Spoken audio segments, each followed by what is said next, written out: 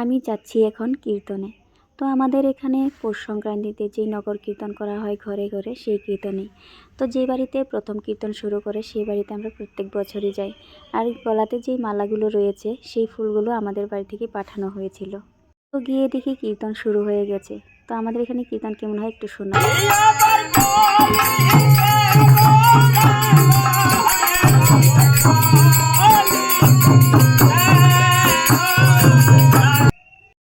তো এখন দেখো আমাদের ঘরে কীর্তন হচ্ছে। তো আমাদের ঘরে কীর্তন আস্তে আস্তে রাত প্রায় 8:30 বেজে গেছে। আর আমরা সেই সন্ধ্যে থেকে কীর্তন রেডি করে নিয়ে বসে আছি। আর আমাদের গ্রামটা অনেকটাই বড়, তো সব ঘরে ঘরে কীর্তন দিতে দিতে অনেক রাত হয়ে যায়। তো আজকের কীর্তনে বাবাও গেছিলো। তো বাবা রাত প্রায় 12টা বেজে গেছে ঘরে আসতে। আর আমাদের এখানে ঘরে ঘরে সবার কীর্তন করার পরে আমাদের এখানে মন্দির রয়েছে, তো সেই মন্দিরে গিয়েই কীর্তন করে, তাই অনেক রাত হয়।